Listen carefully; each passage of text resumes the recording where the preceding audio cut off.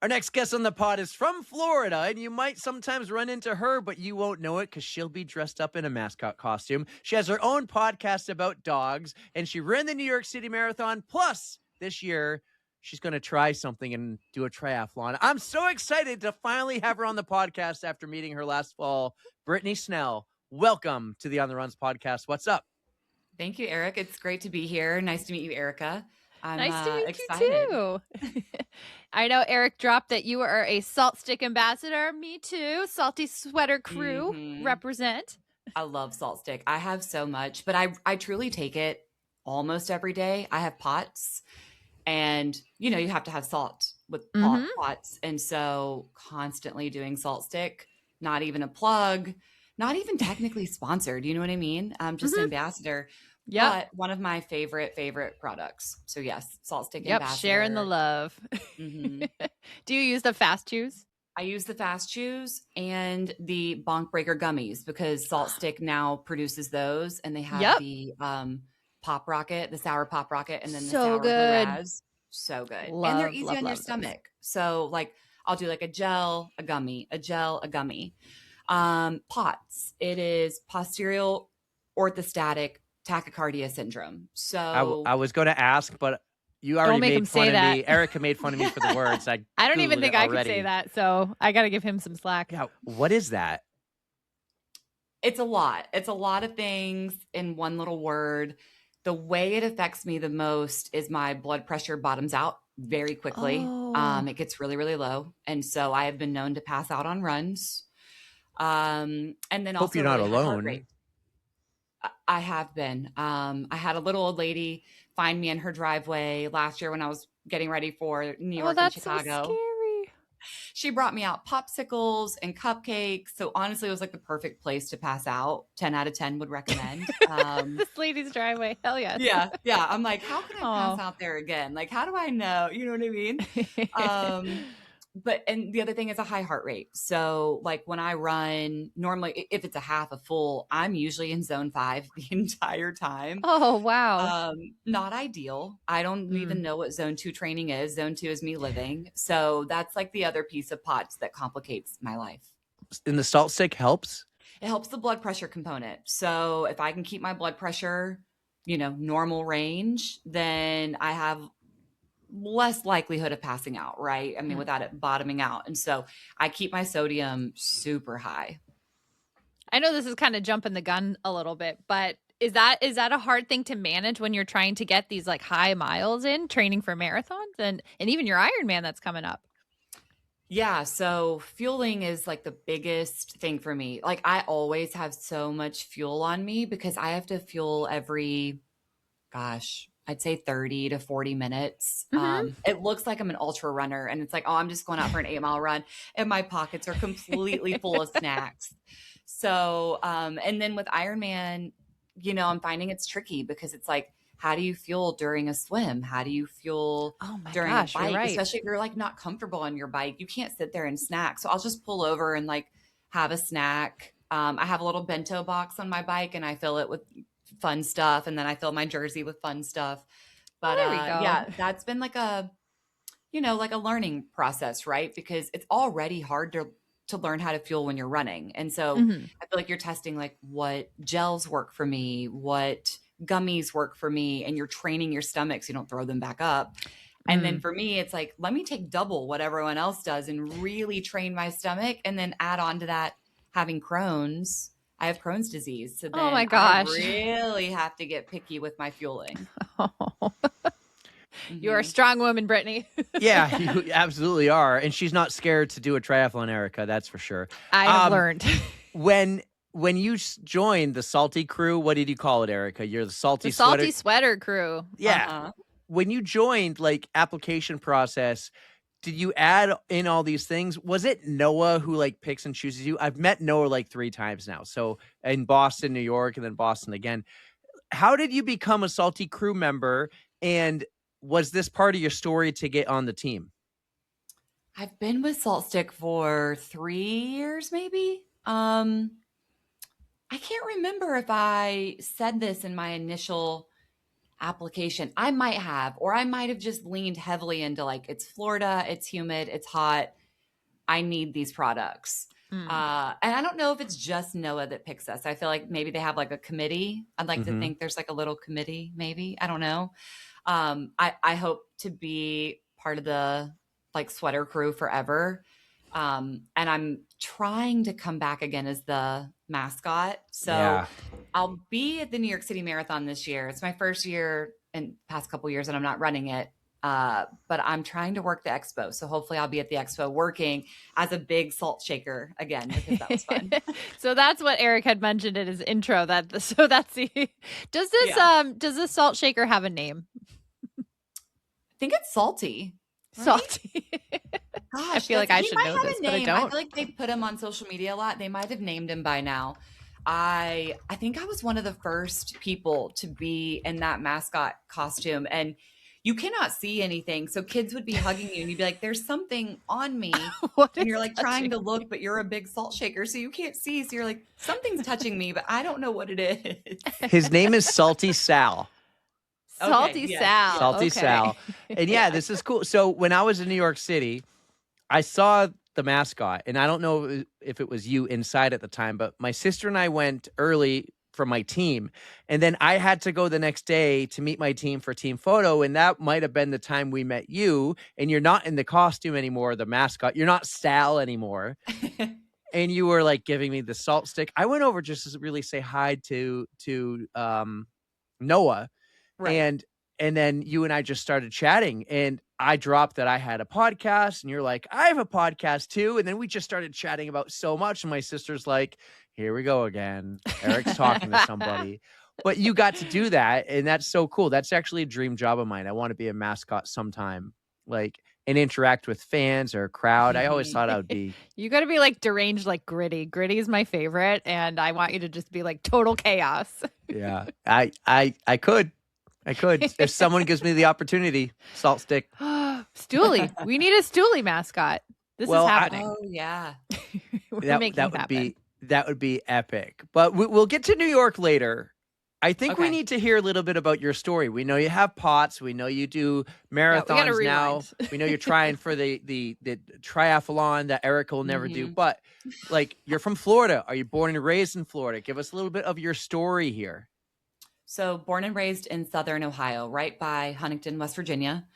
Always played sports. So cheerleading, softball, anything you can think of. I started even lifting when I was in high school. Went to Ohio State for undergrad and immediately needed kind of like a niche to fall into for athletics. And I was working at the gym and I met this girl that was bodybuilding, and she was like, well, just come do it. And I'm like, yeah, I'll just come do it. So I signed up for my first bikini show, and I just wore like a Victoria's Secret swimsuit, and I just went to the tanning bed, and I got there and I was like, this is not it. I didn't get the memo. So you do like prejudging and finals, and I wasn't dark enough to be on stage. So between prejudging and finals, I put Pam cooking spray on, and then went and laid in the tanning bed to see how dark I could get before finals. Oh no! I don't recommend. I can't imagine that person. So all good there. However, after that, I was like, well, let me actually figure out what bodybuilding's about. And so after undergrad, moved to Florida for law school, and then really got into bodybuilding. So I competed in bikini for a couple of years, and then moved over to figure. Competed in figure for, gosh, I forget how many years. And then moved to New York City, kept competing, also started a little bit more active in CrossFit, and then moved back to Florida, went back to bikini from figure. And then I kind of hung it up right post-COVID. I was like, let me hang this up. I think I'm done with bodybuilding. What's next? And this was around the time of the 2020, I want to say it was the 2022 New York City Marathon. And I watch every single year. So I'm watching it, and I said, I really want to do this one day. And my husband's like, okay, like, when are we going to do it? And I was like, soon. We're going to do it very soon. So I get online, I find out about 9+1. And I don't know if y'all have ever talked about 9+1, but you do 9 races in New York City, and then you volunteer at one. So that was the catalyst to say, we're going to do 9+1 next year. So we get in the following year. So we literally flew up 10 times to run 9 No races way. and work one. Yes. Yes. I joked about doing this driving from New Hampshire. I'm like, I could do that's this. way more reasonable. We did it 2 years in a row. So, Oh, wow. Yeah. In order to run in 2024 and in 2025, we did 9+1 both years. Unfortunately, they might have to make it 18+2 or something, because apparently it's becoming a big deal, very popular. Yeah. I've heard. I have so many friends who are not going to finish their 9+1 this year, and they paid for like premium NYRR memberships, and they're still not getting into races. They can't get into races because they sell out in 5 seconds. Wow. And you sit in the queue for an hour, 2 hours to get into these for, a 5K in Central Park. But they sell out. So I'm fortunate I did it when I did it, right? So, I trained for the first New York City Marathon, ran it, and then I was like, I'm going to do all the majors. And what butted up to that very first New York City Marathon, I was telling Erica off air, I went to work the next week, and all of the guys at work were like, okay, well, now you have to do an Ironman. And I was like, oh, is that how these things work? And they're like, yeah, if you do a marathon, you got to do an Ironman. And I'm like, I never read that in the rule book. Erica. In what world? Right. I still haven't found where it's written. I'm like, I can't seem to find the textbook on this. I actually think the correct direction is marathon, then ultramarathon. I'll give that one to you, Erica. Thank you. Yeah, there you go. That's at least the progression. You go 5K, 10K, half, full, ultra. Right. Like 50K. And then you did your little steps from there. But Ironman, I don't know where Ironman fits. At least apparently someone has a rule book that says it comes after a marathon. So I need it in writing. I need proof. Right. Someone show me the rule. I bought my first bike. I bought like a gravel bike. I went into our local bike store and I said, I've never owned a bike. What do I buy? He was like, what are you going to do? I said, triathlon. And he was like, okay, so you swim, run. I said, I don't know how to swim. He was like, oh, you sound like every triathlete. He was like, buy that bike right there. And I was like, perfect. Put it in my truck. And he's like, do you want to ride it? I said, no, I probably don't know how. Just put it in my truck. So fast forward like 2-3 months later, it took me a minute to commit. I finally called a swim coach and I was like, hey, like I need this is recent, right? Yeah, I learned to swim last year. So last February, I called a swim coach. And so she meets me at the pool. She's like, all right, show me. And I'm like, I don't know anything. And she's like, what do you mean? I was like, yeah, I don't know anything. And she's like, well, put your face in the water. And I was like, I can hold my nose and like shut my eyes really tight. And she's like, no, that's not it. So my first lesson was learning to put my face in the water. And it took 20 minutes to just do it the first time because it's one of my biggest fears. We're not talking just put your head underwater. We're talking like put your face as swimming forward, or are we talking just put your head underwater? Just put your head underwater. Okay. That's how terrified of water I was. So okay. So you went into this signing up for an Ironman, or at least a triathlon in general, with the fear of swimming altogether. So how long did it take you to get past this fear in order to start getting used to the water? So fear is still there. I did my first sprint triathlon in July and it was in the ocean. I got caught in the current 6-7 times. Multiple lifeguards were like, hey, do you need rescue? And I'm like, yes, but I'd rather die than DNF. And they're like, and at one point I'm just stuck in a current and my arms are flailing and they're like, swim harder. They're screaming at me. I flipped my back so I can look at my watch. My heart rate's 210. I was like, I actually cannot go any harder right now. I'm going to pass away very soon. Somehow I made it out. So I made it out. It was just a little sprint try. I know anyone listening is like, oh, what a baby. I know. But I did it and I finished it and then committed to my first 70.3, which is in September in Augusta. So I'm currently taking more swim lessons. Augusta, Georgia. Oh, why was I thinking it's There's one in Maine. Yeah, it's in a town that starts with an A. Is it the same? I'm going to look this up. But continue. Brittany, I just have to say I'm proud of you for conquering your fear. Like even if it's still scary, you're still getting out there. So huge props to you. Thank you. Yeah, it's interesting to be new at something. It's interesting to be scared of something, but I really feel like it kind of shapes your day to day, because then you come up on things at work or in other aspects of your life and you're like, well, I've done harder things or I've done scarier things. And so it's kind of that push. And I feel like as an adult, we sometimes need those pushes, right? Because we get stuck in our bubble, our comfort zone. Mm-hmm. Oh, I am a total creature of habit. So sometimes I need those pushes, but usually I look to Eric and I'm like, I'll just go do a public speaking gig. And that's my scary thing for the week or whatever. It is. Like, and you crush it. Real quick. Yes, Ironman Maine is in Augusta, Maine, which is also the capital of Maine, but it's called Ironman Maine, not Ironman Augusta. So yes, I knew what I was talking about, but continue. No, but so just doing hard things, right? So people are always like, why would you do all this? And it's like, well, why wouldn't I? Like, I never want to look back and be like, man, I really wish I would have done a marathon, or I wish I would have done an Ironman. So that's a lot of the driver behind this. And it's kind of fun to see where you can push yourself to. Like, what can I truly accomplish, that only a small percentage of people accomplish? And Erica, I'm sure you feel the same way. Like, you're going to do, how long is your ultra that you're going to do?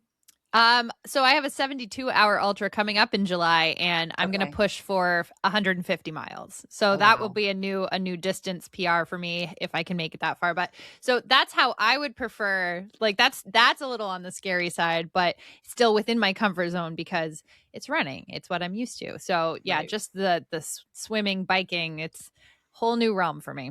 And it's different fitness. So people just assume they're like, you can run, so you can do these other things. Totally different. Absolutely. Yeah. Well, let's go back a little bit. Let's go back to that first New York City Marathon. Was that your first marathon?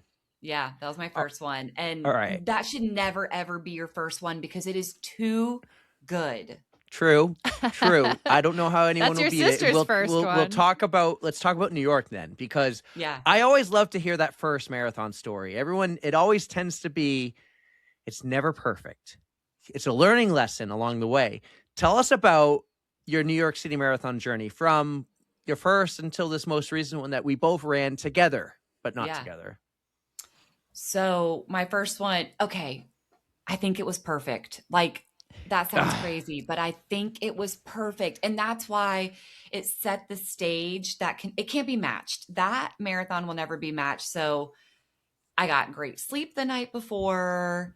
I had a great time at the expo the day before. Morning of, a little rocky. It took me 3 or 4 hours to get to the start line because I was staying around 42nd, around Grand Central. So I took the 6 down and then took the Staten Island ferry and then waited, I think, 2 hours for a bus, which I didn't expect to wait that long. So if anyone's listening and doing the New York City Marathon, you truly might wait that long to get on a bus to then it's a marathon to get there.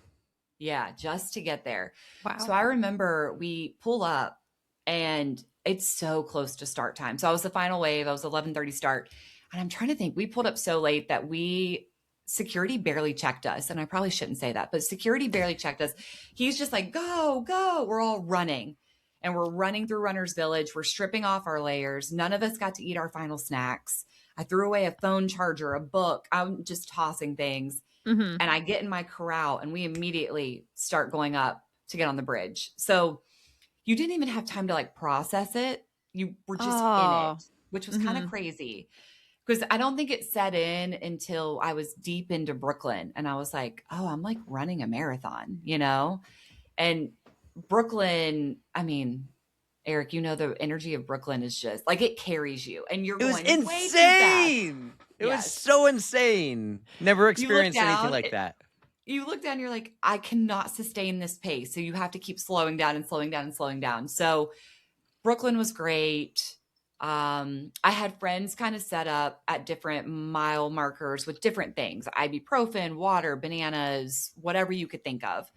So I had a ton of friends. Thank goodness. I had a few friends that flew up from Florida even, and they just had backpacks of just stuff. Yeah. And so it was fantastic. I remember, and then we, go over into go through Long Island City. I have some friends that live there. Went over the Queensboro, which is so quiet. And then you just come off and you hear the roar as you come off that bridge. And then you go up town. I had a few friends waiting for me around Harlem, a few friends in the Bronx. And I'll say you get a little tired there. Like you're kind of like, all right, I think I'm done running, But then once you kind of get back over to Central Park, you're like, okay, I can do this. Mm-hmm. So my first New York City Marathon was amazing. Last year was a little rocky. I think it was mile 10. I had this sharp pain in my hip that I've never had before. I stop and a police officer sees me and I like jump up on like a light post to kind of hold on and like let my back kind of like decompress. And she's like, you're good. Like you're fine up there. I took 800 milligrams of ibuprofen, 1,000 milligrams of Tylenol. Don't do that, anyone ever. And I was like, I'm good. Let's go back. So we start running again. And my husband was running with me. He never, ever, ever runs with me, ever. So it's kind of, I don't know. He's got some spidey senses, I think. So mile 20, I'm seeing a friend and I'm coming kind of off of a bridge. I think I was coming through the Bronx, coming down a bridge. And I just feel this sharp pain. And I just double over. I fall to the ground. Oh. And it's like shooting from like the back of my hip all the way down. And I try to get up. I can't really walk. My husband's trying to help me. And I finally start walking again, but I'm like limping, hobbling. The pain's getting worse and worse and worse. Oh no. At mile 24, I was like, I don't know if I'm going to finish. And so close, but yeah, with that pain. Luckily, everyone, if you got to take a spouse with a partner, take someone with you. At mile 25, the last thing I said was, I'm going to be sick. And then I passed out. The pain was just so much that I just passed out. Oh my God. So it took my husband 1 hour to drag me from mile 25 to the finish line. And there were paramedics waiting. They had the wheelchair for me. Do you remember any of this? Like, I remember nothing at all. The photos, I bought them. They're bad. They're so bad. Oh, no. Are they on Instagram? I did not put those on Instagram. They're terrible. Can I have them to put on the YouTube? No. Please. I am fully unconscious. Yeah. Had Nick not been there, I would not have finished that. So thank God he drugged me for an hour. And he said people were throwing like water bottles and gels and chips and like, give her this, like people were just yelling and throwing things. And I'm just unconscious. Like, Oh my and God. I remember nothing at all whatsoever. And I had so many text messages because, people track you on the app. And Yeah. they're like, so did you finish? Like the texts were like, I saw you like right at 25, like, where are you? And so hours later, when I got out of the medic tent, I'm like, hey, I was still running, so to speak, but I was unconscious. And they're like, what? Yeah. Explain, please. Yeah, it was still a great race. Somehow I'm still going to tell you that I loved it more than anything. Came home. I'm going to share some photos I found, but continue. Yeah, I only shared the good ones, of course, because, it's Instagram. So what was it that was going on with your hip, like with that sharp shooting pain? Did you did the medics diagnose anything, or did you have to go to the hospital after this? So the medics just basically said like, your blood pressure's really low, which I was like, I think I had like a vasovagal response, but I ended up spraining my SI joint and doing damage to it. I had a lot of fluid buildup in that hip, bursitis, tendonitis. I had another damaged tendon. And then the 2 herniations in my low back were just kind of like extra blown out, if that's my gosh. But you could see in these photos, I was having a great time. I was eating my chips. I love to eat Lay's potato chips when I run. So if Lay's so ever salty wants to and sponsor delicious. me, Shout out to Lay's. Oh, that's post race. Do you remember this photo? Yeah, that was hours later on the train because Nick was like, we do have to go back to our hotel. It is officially like 10 p.m. And I'm like, was he worried about you? Like, did this have anything to do with POTS or just the day? Honestly, POTS might have played a role in it because just the way that my body responded to that pain and the way that my body was just like, what if we drop her blood pressure so low she passes out? So I think that had a part of it for sure. Yeah. That is so tough. I think you told me something like it wasn't the best day, but I don't think it was that serious when you told me because we met a day or two before, and you look Mhm. great, and you're telling me about all these cool things you have planned too, and I don't think I realized you had that kind of day. That's intense. And he basically Yeah. carried you and then what, right into a wheelchair? Thank God you didn't have to walk that last 3/4 of a mile after the Oh, no, finish I line. did. I did. They wheel you Insane. into the medic tent, you hang out there, and then they're like, "Okay, so do you Oh, wanna go to the hospital or do you wanna leave?" And I'm like, "I'll leave." They're like, "Okay, you can walk." And then you still have to do that walk out of Central Park. And so Oh I my just, like, God. hobbled out. I looked like a Weeble Wobble or like a Teletubby Mhm. coming out of that park. insane. What a Oh my day. And then gosh. Erica, she's still not scared to do something even more crazy like an Ironman. You are so badass, my friend. Yes, you are. Thank you, thank you. You are. So, wow. What was like the next couple days like? Did you recover pretty quickly? Like when you have these, I don't know what to call it. I know of Crohn's, they call it a flare up, but do you have like a Yeah, POTS? it's like it's a flare up, yeah. So with I was just POTS, in a like, lot of pain, really tired, still like disoriented for like 24 hours. Mhm. And then, I couldn't walk that whole week. And it was different than like a marathon pain, right? It's different from the pain you get from a race. That's when I text my orthopedic surgeon. I have him on a text basis. That's the injury frequency. And I was like, Oh. hey, I can't walk. And he's like, all Mhm. right, come in. He did an exam. He was like, let's get an MRI. So we did the MRI. And he was like, pretty much like everything's messed up and nothing's like that badly messed up, right? So it's kind of like just But it's rest. everything. It's A everything, but little it's of everything. nothing. Yeah, yeah. So yeah, just an extended rest protocol, and Gotcha. I'm back. So how long was it? How long were you in New York City for before you had to fly home? Was it just like the next day, or did you The have a next day to day. relax at least? Oh my gosh. Yeah, the very next day. So I couldn't carry my own suitcase or anything. And it kind of looked like, okay, she ran the marathon. She's sore from that. And I'm like, let's just go with that. Let's just, mhm. people understand It's that, easier that way. Right, right. I don't want to get into it. Yeah, That's such a wild story. And have it you is only run wild. those 2 New York cities then? Only 2? 2 New York Cities and 1 Chicago. So I ran Chicago last year as well. Oh, I Awesome. would love to hear how you compare New York and Chicago. I don't want to make anyone mad. Well, we'll see who's going to be mad. I won't be mad. I promise I won't be Okay, mad. okay. New York is a million times better than Chicago. Bum, The bum, bum, bum. Maybe I'm a little mad. No, I'm just kidding. the crowd support in New York, the course in New York, the The energy metal. in New York, the metal, Eric and the damn metal.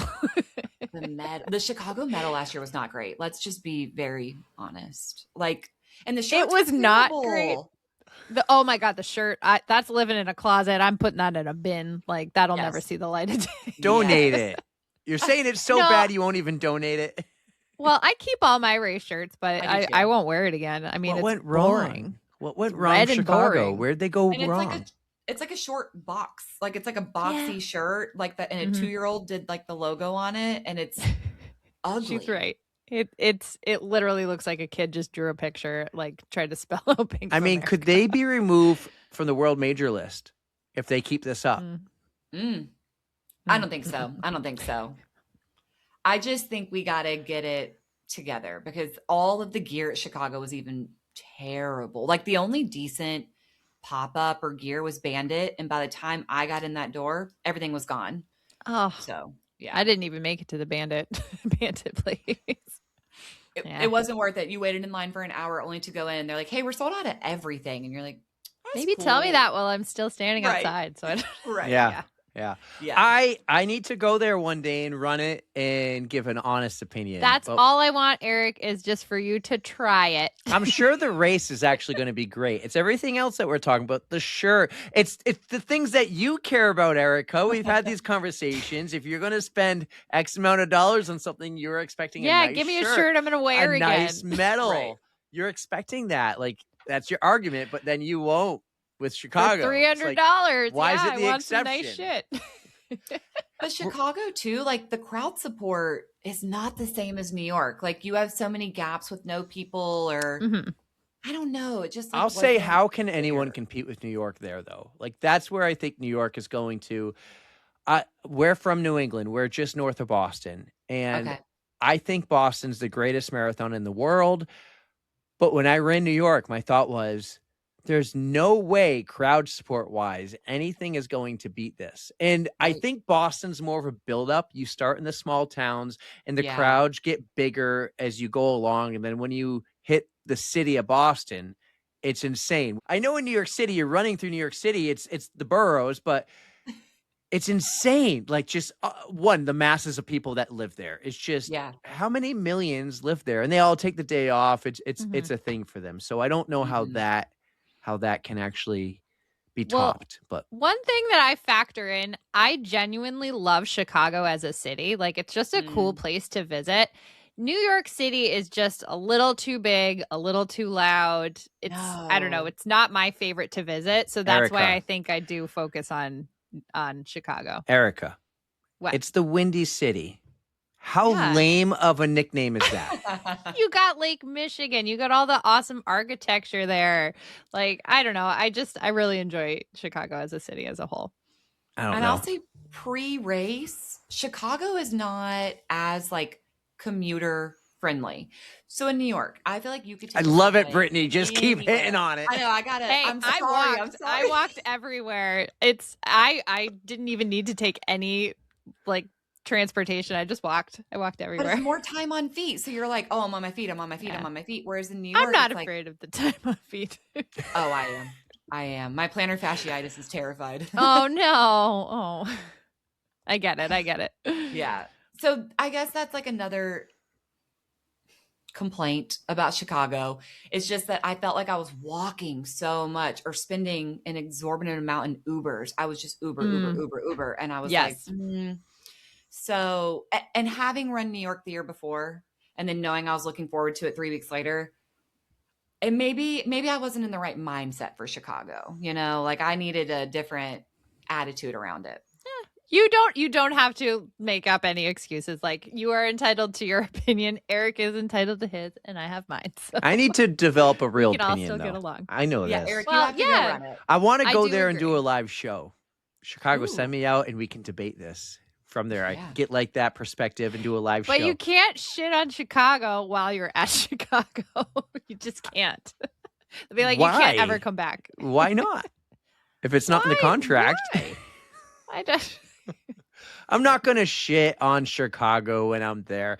But I mean, I'm not going to go and say your medal is awesome when it's not. Right. I'm going to ask Gotta those be questions. honest. What went wrong with the shirts? What did you do to fix it? What is your plan of action to fix this? Let's bring Chicago back up top to make it the number 3 marathon in the USA. I'm trying to remember now if I had to fill out like a post-race survey, and it was because if I get one of those, I will give it to them straight. I will tell them this sucked. This needs work. You need more porta potties around. Yes. So. Yeah. I will say, so I ran with a charity in Chicago. I ran with the Van Andel Institute, and I'm hoping to run with them Tokyo 2028. So awesome. Fingers crossed that will be a heavy fundraising lift. But I got access to the hospitality tent prior to the race, and it was pretty chilly. It was, I think it was in the 40s when we started. It got up to late high 70s.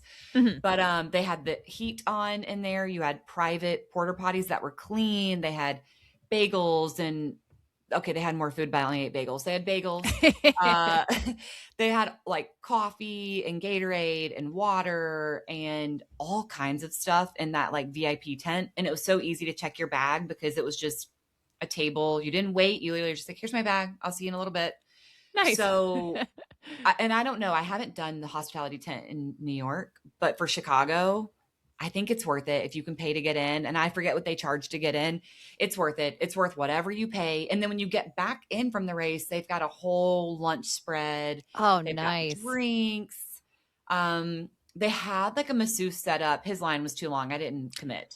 But yeah, I would do the hospitality tent at Chicago for sure. Erica, you did like a VIP porta potty Yeah, thing, right? so it wasn't the total like hospitality tent, but it was just called Fast Pass. So it had like a dedicated entry line, which wouldn't have mattered. I usually get there super early, so there's not many people in line anyways. And this just gave you dedicated porta potties. So I think there were maybe like the most people I saw in there was like 15. And wow. there were like 25, 30 porta potties just for us. So I never had to wait. I brought my own breakfast. I had a bagel. I'm sitting on the ground. I'm just like sitting there, like people are trying to get in. They're like, no, you need a wristband. So I felt like pretty important. But the rest of the porta potty situation is just ridiculous. So I spent it was $100, and I will spend that all day, all the time, just to make sure like I can use a bathroom when I need it. Right. And I will say, New York, prior to running, like the way they have you separated out, I feel like the porta potty situation is decent. Like you're going to wait in a little line. You might be out of toilet paper. Oh, yeah. Yeah, in the area where you wait to start the race. Like when in that Runners area, Village. yes. Yeah. Along the course could have been better. Oh, for sure. They need way more. Yeah. Yeah. Yeah. So. I always use the bathrooms at the bottom of the bridge before you go over into Long Island City at mile 13. There's like 6 or 7 porta potties at the most, and there's almost always one open. So I probably shouldn't have said that. Those will now be busy, but those are great bathrooms. I wish we were that popular, Brittany. One day. People are writing it down. They're like, okay. Yeah. They're like, okay, after this bridge, there'll be 6 or 7, 6, 7. 6, 7. You mentioned Tokyo. So is like the World Majors a goal for you? Yes, I have to do them. I have to finish them. I don't know how. In the most perfect world, I would love to do London next year and maybe do it with like one of those travel groups where you like pay the fee and they're like, here's your bib, here's your hotel, here's your itinerary. Boom. I totally recommend we them. know somebody. Yes. So we've had somebody on the podcast. Her name is Kelly McLay, and she works for Fit International Travel. And I have not worked with them specifically for when I went, but I went with Marathon Tours, and I did Berlin with them, and I did Tokyo with them, and they were fantastic. I mean, they took you on tours. They cover some of your meals. Like the money that you spend is comparable to what you would spend anyways, except they just make the logistics so much easier. So if that is a way you get in, all the power to you. Like, I think it's just so much easier that they take care of that kind of stuff. And it's fun because with Kelly at Fit, like-minded you're with people. Yeah. Yeah. So we'll see. It feels like London is soon. It's a year away, but it seems soon in marathon terms. So if not next year, eventually, but I've already sort of, kind of dropped a seed to Van Andel that I want to run with them again. So they do cancer and Parkinson's research, and they were great to work with. And so I've talked to them about Tokyo 2028, which would mean my commitment would be, spring of 2027. So we'll see. The fundraising amount scares me because I do think it's like 10 grand a person, and it's me and for my Tokyo. husband. Oh, wait. Oh, per person. That's what I heard. And that's just like a rumor right now that the raise went up to 10 grand a person. Wow. So, and that's a lot to raise. Yes, it is. So in the most perfect world, I do London and then Tokyo and then Berlin and then Boston. And I really don't know how I'm going to do Boston. I guess a charity, right? I mean, probably. Yeah. But once you fundraise for Tokyo, you'll know how to do it, and then you'll be a pro. You'll be a total pro. I mean, you've already done fundraising, so you know the Salt stick. Yeah. Yeah, let's go.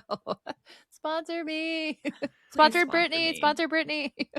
Let's talk a little bit about Salt Stick. Like, no free ads, but Noah, I like you, so let's do it. You two are both sweater girls, sweater whatever. Talk about Salt Stick a little bit.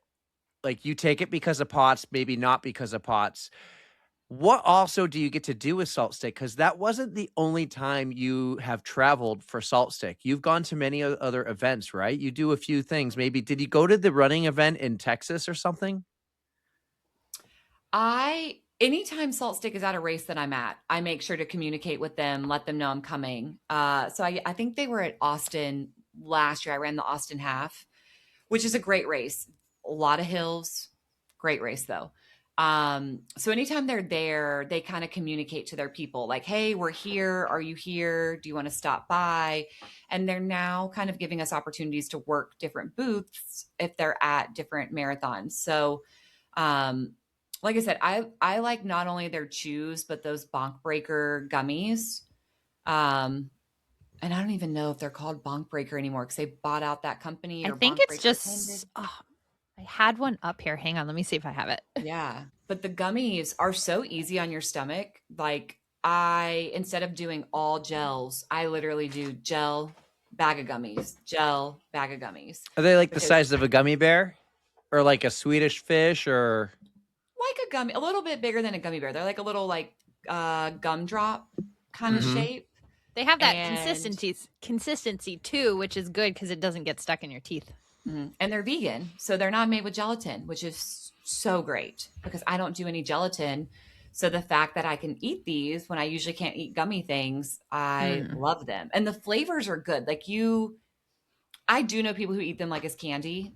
I mean, I guess you can if you want, but that's how good they are. Like it's not like a gel where you're like, I'm only going to do this if I'm racing or training or whatever. Yeah. It's something that like you kind of want. And it's like a reward. So I won't do it as like my first one. Like I force myself to do a gel and then I make myself kind of wait for my first set of gummies as like a reward. It's like, okay, I've made it to mile 6 or mile 7. Let me go ahead and get these, There we go.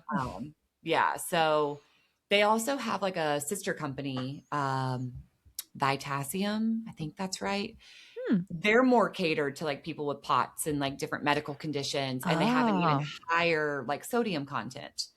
And then back to Salt Stick, they also have these capsules, and I've been doing those for all of my races this year. I had my double jaw surgery in December. So I still can't chew the actual salt sticks. So I've been taking the capsules that have the caffeine. And those are so great. So I took them for the Gate River Run, which is the 15K here in Jacksonville, and then the New York City half, and then the Nashville Rock and Roll half. So I took those capsules for each race and love them. So I'll probably do that at least like pre-race for every race moving forward because I love them so much. That's awesome. That's kind of cool. I'm on their website right now looking at that. So they got a lot more than just the sticks of salt. Yeah. Oh, they got a lot of stuff. But yeah, those fast chews are the little like tablets that you just can eat. You don't need a lot of water. I actually will hit a point. I love them for my ultras. I actually will just suck on them because it gives like, if I'm eating too many sweet things, they have like a green apple flavor that's really good. Like they're just a little bit tart and it switches up like the palate and makes things like I can eat real food again. I can drink water. Like it just switches things up. And I don't like, I know they do help, but just mentally I'm like, all right, my mouth feels different. It's not sticky and sweet. And so total game changer. Yeah. And if you haven't tried the capsules, try those because they work really well. I'm trying to think if they're like an extended release. It seems like they are. And I think I have a bottle downstairs. Like they did send some last year, and I've used them in a few races, but I don't recall what it says on the package. I'm just like, these are gonna help. Caffeine, let's go. Yeah, like I got these for free. Let me just take these. Yeah. All it says on the website is the Salt Stick caps are high sodium, zero sugar electrolyte capsules engineered to replace what you lose and sweat fast. So it doesn't say, it says each capsule delivers 660 milligrams of electrolytes for efficient dosing of maximum convenience. So nothing about the slow release, but pretty freaking cool. I did not know they had the capsules. I knew about the gummies. Noah gave me some gummies. I knew about the sticks, but they have a lot more. What is Noah's role? We should get Noah on the podcast, by the way. I've run into him enough. But what does Noah do? Is he even a runner or does he just work for Salt Stick? I feel like he has to run. He looks like he runs, but I don't know. Their social media head of marketing, she runs. Wow, I just forgot her name. Is it Gabby? I don't know off the top of my head. I forget. She's you super two nice. are ambassadors. We're terrible ambassadors. We're really bad. We just really like the product. Okay. If you go to their website, actually, I mean, I feel silly now. Maybe I've heard of POTS once or twice, but I did not know what it was until you told me. If you go to their website, And if you go to the drop down menu under shop, the second to last one is for pots.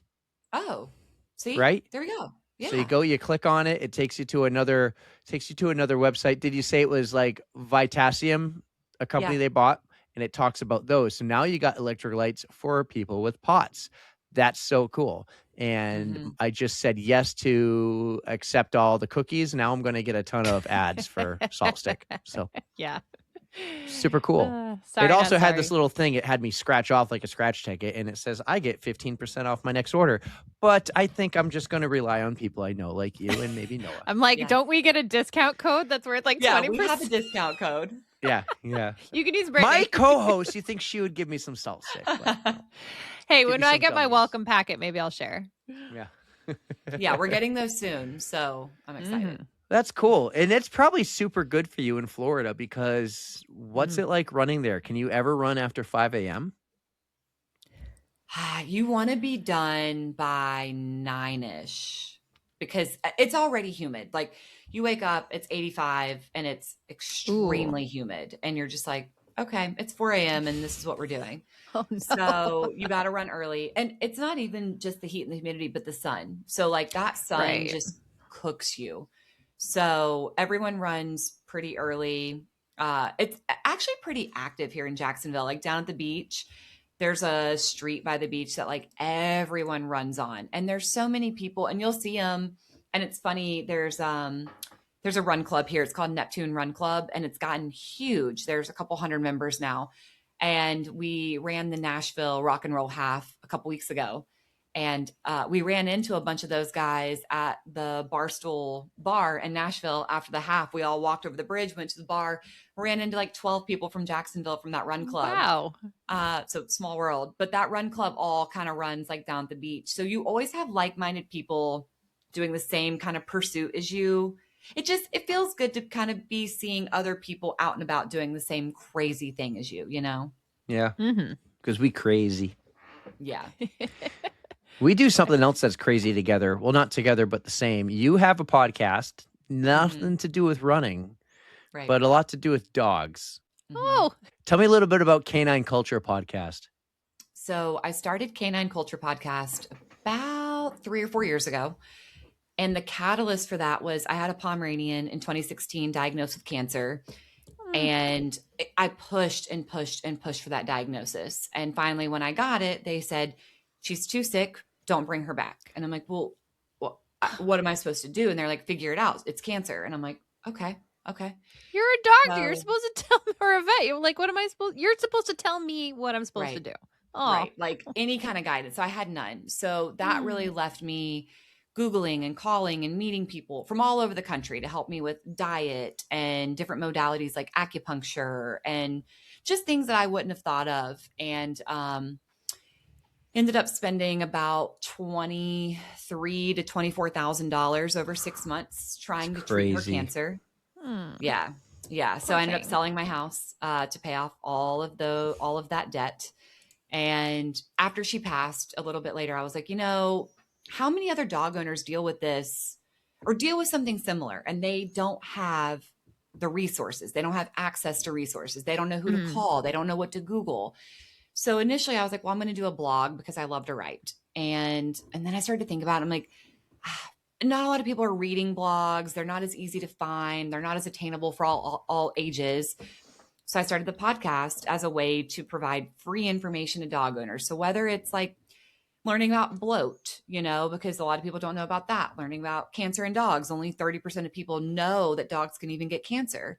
So I have, vets, trainers, people who run rescues, all kinds of people on to share anything that might help a dog owner.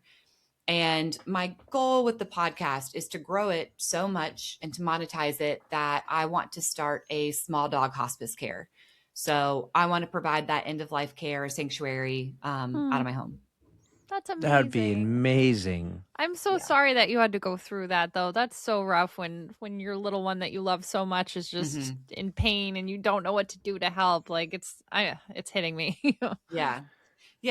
And you see people post in groups and they post their GoFundMe and And then you see them getting the wrong information. You're like, oh, I wish I could share. And so, I talk about a lot of things in the podcast. We've talked about cancer quite a few times. We've talked about diabetes. We've talked about so many different conditions, and any way to just deliver that information to pet owners, So that's my goal. I'm always like, if I save one life this year, one doggy life, then I did my job, right? Like that's all I want to do. That's the purpose of the podcast, is just to help other pet parents. I have 4 dogs. I have 3 Pomeranians right now. And then I have a 15-week-old Dutch Shepherd who will be my service dog. It's my first Dutchie.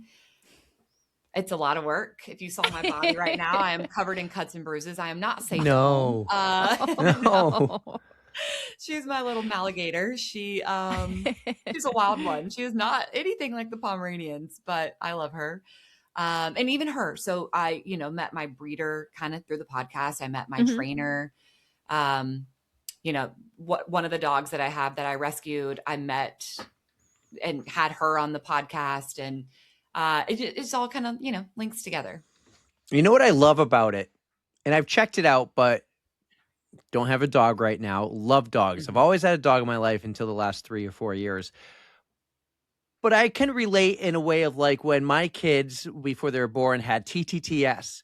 There was already a podcast about that, like an episode. There was like a health or a baby or a pregnancy podcast where people talked and shared their story. And you can go to Spotify or Apple Podcasts, and maybe you want to learn about heartworms.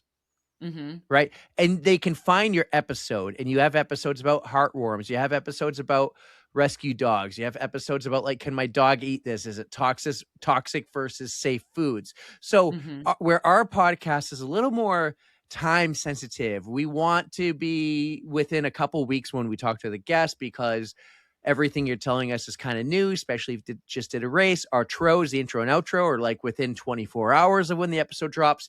If someone listens to an old episode of ours, they're like listening to stories from years ago or months ago. Like a lot has changed.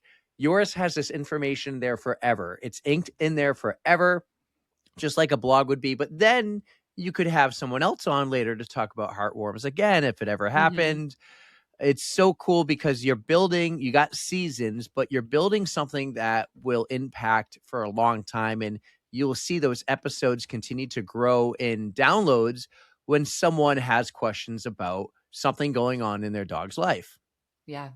Yeah. One of the episodes that I keep getting hits on is one of my euthanasia episodes. So I have a euthanasia vet that I've worked with twice now. She comes to my house and she does it here. And prior to euthanasia, she offers like a hospice care, kind of like a quality of life assessment. So she'll come in, kind of assess like, where are we? Are we close? Are we good? Do we need any supplements, medication? Can we change anything in your home?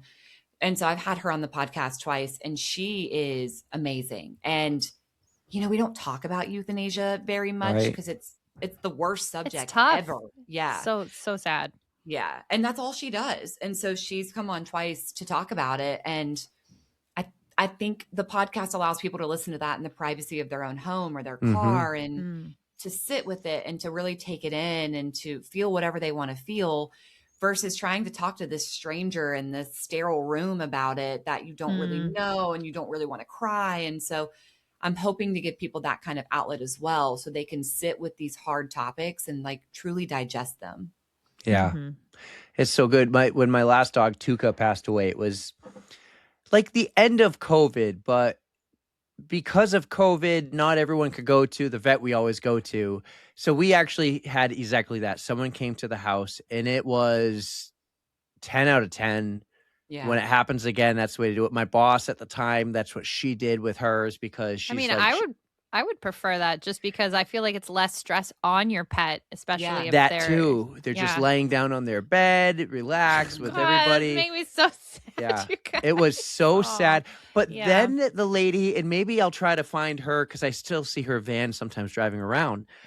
She took like paw prints and made a card for everyone there. She took like some hair if you wanted the hair, and Like she did so much for you that wouldn't happen at the vet. Aw. I think it was like $800. The vet probably would have been about $600. So it was like an extra Yeah. $200 for her to come to the house. What it's worth, the extra memories you get to Right. keep, and Yeah. totally It was worth so it. amazing. And it was so sad. It was Super Bowl Sunday. And I was like, I don't watch Aw. football at all. I was like, no, come today. Today's fine. Like it Mhm. was, and for my dog, it all happened within 2 weeks. Like she got sick and it happened so Oh. fast. And she was older. You know, for a Mastiff, she lived a long life. She lived 11 and a half, 12 years for a Mastiff. Oh, wow. So Yeah. I'm on that page now and I love it. You do the seasons, you keep at it. And as I've told other podcasters, we're in it for the long game. Yeah. And as long as you keep doing it and those episodes will keep getting hits. So Yeah. amazing what you do. It's so cool. Thank you. Thank you.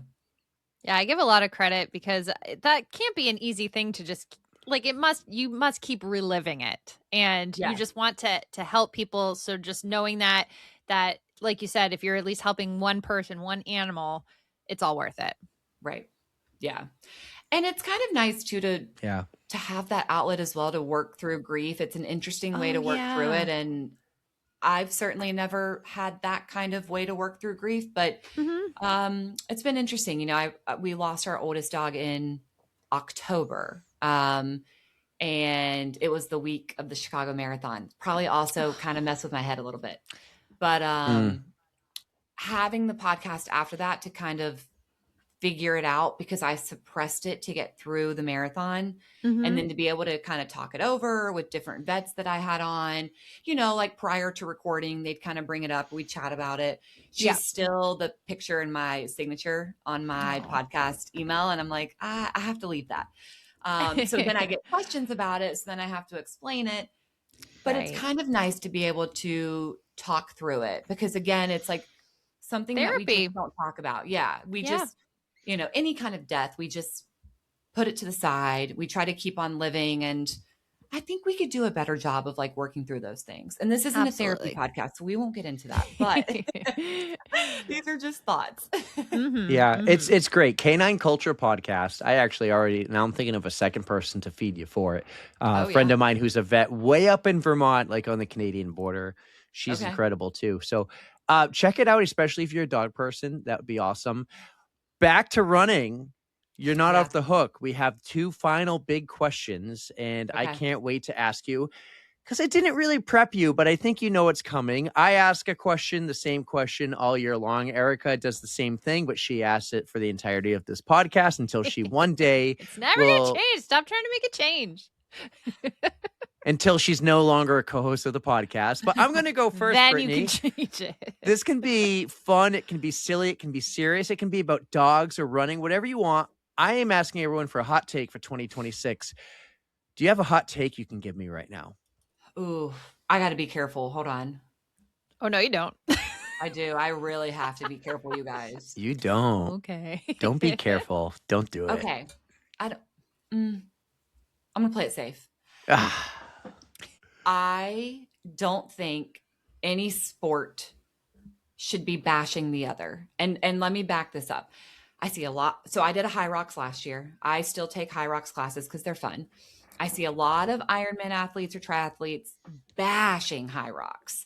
I see a lot of marathoners bashing high rocks, but then I see CrossFitters bashing marathoners. And it's like, at the end of the day, we're all putting in work. We're working hard. We're doing something. We're moving our bodies. Can we all just coexist and do our own sports and our own athletics? This. It's a good take. I love it. I love it. That's a good take.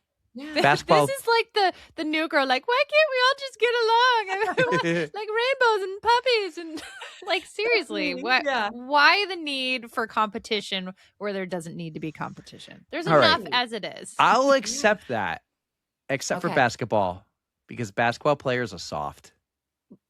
And if you're watching the NBA playoffs versus the NHL playoffs right now, it is a sad, sad thing to see what those basketball players are not playing through and what those hockey players are. Basketball. I'm sorry. I cannot watch a game.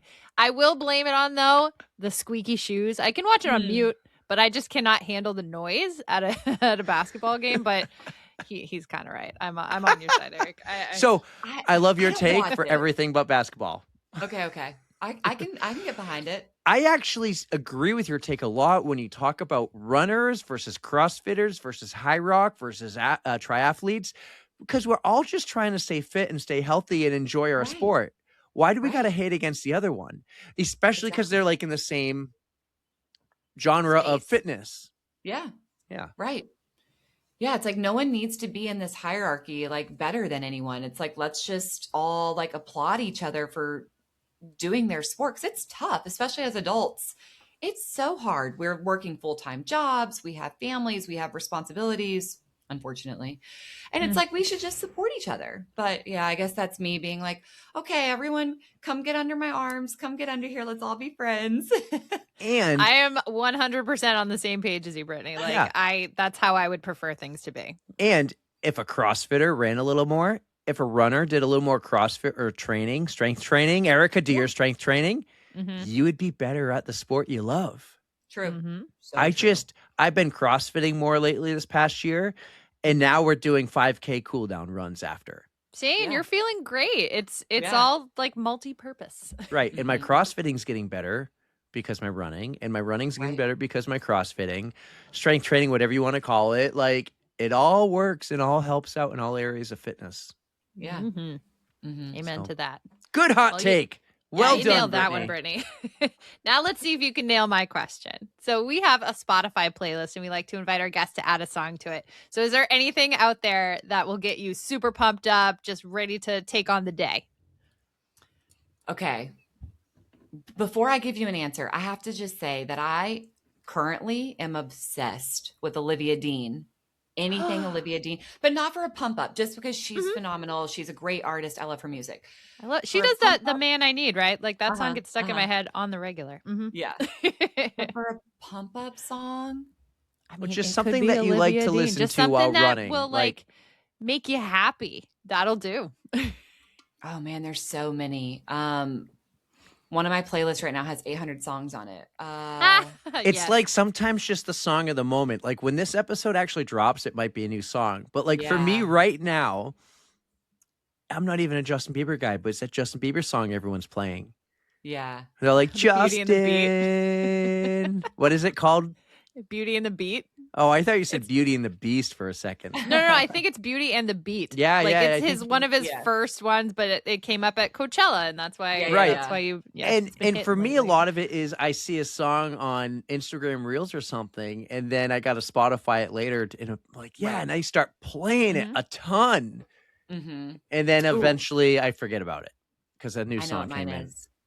All right, let's hear it. Mine's T.I. Let Him Know. Ooh, You know T.I.'s most recent song, and it sounds like his old stuff, and it's so good. I love the old stuff. Yeah, Let Him I Know. haven't So heard let it. him know you got gonna it. check it you out. have. Yeah, you have. You've heard it in a reel or a TikTok. For Okay, sure. okay, I'll check it out It's after going this. right on the playlist. Mhm. Yeah. Yeah. I'll check it out. The playlist is long, maybe soon or already longer than your 800 song playlist. So No, because it's only like one or maybe the occasional two songs per person per episode, and so there's only like 300 max. sure. 300 max. Do you listen to music when you run? Like, do you need music or can you listen to podcasts? Like, I can't do either. Some people listen to podcasts, some people do music. I listen to nothing because I'm a psycho. But Sweet But Yeah, I Psycho, do that was a music. song I was into for a while, by the way. Ava Max? Yep. Don't I know? I do music because if I listen to a podcast, I'm usually not 100% focused, and then I'm like, wait, what did they say? Like Exactly. You got to go back. Yeah. Yeah, like Andrew Huberman. He's giving you so much information, and if you try to listen to it and you run, you're like, wait, what was that? And you're like trying to Google the term, and you're like, I don't know what we're talking about. What are I we get talking that. about? Like the equilibrium and the hippocampus, and so pretty much just music when I run. Yeah. Yeah. I started Cool. doing audiobooks just to kind of make an easy run easier because I don't have the music to play off of. And then I am focusing more on the book, but not so much like a speed. So I find that works sometimes. But you're right. If I lose focus for even like a half a second, I'm like, what did they say? Like, what did I miss? Yeah. Yeah. And I want to I'm make going sure. to plug though. Hold on. I'm going to plug for you, Erica. If you haven't listened, Andy Glaze has his book on Audible. I have you read it. have you read or heard it? I've listened. Yes, he's got such an amazing story. Like he's come back from so much, and I really appreciate that he read it himself. I really do. Yeah, Eric, have you listened to it yet? No, because I have not yet gotten Erica's Audible I'll hook him up. Yeah, he login. just needs to log But- in. I got to log him in but- so I can download for him. I have listened to Andy Glaze's stories on the On the Runs podcast, if you've never heard of it. So it's a good podcast. And they had Andy Nice Glaze on. plug. He was awesome. He was awesome. He is a cool I dude. also need to shout out my race tats for bringing us those 2 questions. So thank you, Dawn, for my race tats. Check them out. There, he's not far from you, Brittany. He's in Charleston, right? it's South Carolina. Okay, Yeah. 4 hours. Yeah, that's not There's bad. a big Closer than 10K, us. one of the biggest 10Ks in the country, and it goes over like that big bridge in Charleston. And he always has a yeah. big setup there. It's like a weekend long festival. So Okay. Hold on. Dawn, I am coming down to South Carolina the beginning of June. We got to meet up. Like yeah. we got to meet up for like a drink or a run or something. You should do I'm it. sure I'll have to run. I'll hit him up. this was a lot of fun, Brittany. I'm so happy we finally did this. We've talked about it for a while, ever since New York. And then Yeah. I had to reschedule, actually. It's usually not me. But this case it was. I had a work trip, and thank you for being so flexible. Thank you for being so awesome. I can't wait to see you. If you see me when you're in the mascot costume, Okay. you need to like go crazy or I'll something. tackle you. Yeah. Go ape on Eric. I would love give it you so hard. permission. I absolutely give you permission. It'll be a lot of fun. And then shout out to Salt Stick. No, I feel like half this podcast was sponsored by Salt Stick, and I'm here for it. It's totally cool. I love that you are involved in the community and you take the chances you get to go and work at the booth and go and volunteer at things, because you did the 9+1, which honestly, I thought of the fix in the middle of this podcast. Yeah. They need to make it the 5+5. Run 5, Get walk more 5. get more Yes. volunteers. Ooh. Yeah. Volunteer more often. Only got to do 5 races, but they're hard to get in. But maybe they'll be a little harder if everyone's not trying to get into 9. Make it the 5+5. Honestly, that's a pretty good idea. It's hard You to get could- those volunteer slots. Let me tell they go faster than the race slots. Really? So they always have enough volunteers because of this program. Oh yeah. That's a good problem to have, though. Having It's too all- many it all a good volunteers. problem. Yeah. Mhm. Here's a hot take. The New York Roadrunners is doing phenomenal things. Mhm. Everyone on threads and everything just bashing them. And if you're all about positivity or about like good things or running in this community, and then you go out there and you're bashing the New York Roadrunners and saying, Frustrates I'll never run a people. race again. Listen, they'll be fine, but that's not going to solve the problem. Right. It's not. So that's my hot take, is like figure out something else. If you don't have a solution like the 5+5, shut the fuck up. Yeah. Yeah. That's my hot take. Tell them how you really like feel, it. man. I'm in threads all the time reading them. I'm not often commenting. I'll post a thread one day. Like the other day I wrote, put the snowblower away. Hope it doesn't snow anymore. You're asking for it. I'm glad it hasn't yet, though. Yeah. But this is a lot of fun, Brittany. Thank you. Erica, do you have anything for Brittany before we let her go? I just want to say it was so great to finally meet you. I think you are awesome, and I can't wait to hear about how that Ironman goes. Oh my gosh, I'm so excited for you. I know it's something scary, but you are strong. You will do wonderfully, and we believe in you. So Yeah. Thank you for coming on and just sharing all your stories, Yeah, especially thank like you for dealing with having me. POTS and stuff too. That's Yeah. not an easy thing to do. Yeah. Thank you guys for having me. And maybe Erica, you'll do one triathlon with me. Maybe Maybe I'll start with a You sprint. have someone to do it with. Maybe I'll start with a sprint. Let's start small. We can Let's do a start sprint. small. We'll do a sprint. Yeah. Mm-hmm. We could do it together. 7 per year. Yeah. You can have snacks on your bike. She told you all about the Love snacks you snacks. can put on Snacks your are my bike and in favorite. your jersey and the kit and everything. Mhm. Oh, I'm getting excited. Maybe I'll take Like, my bike I'm gonna off pull out Facebook a piece of Marketplace. candy. Piece of Yeah. candy everywhere. Yeah, you get to eat. It's just like an ultra. Yeah. Scary, and you get That's to eat. why I love them. All right. Mhm. Well, this is awesome, guys. I hope you enjoyed that. I'm so excited to finally have her on the podcast and chat with you outside of a mascot costume. So, Brittany Snell on the On the Runs podcast. That was wicked awesome. Thank you guys.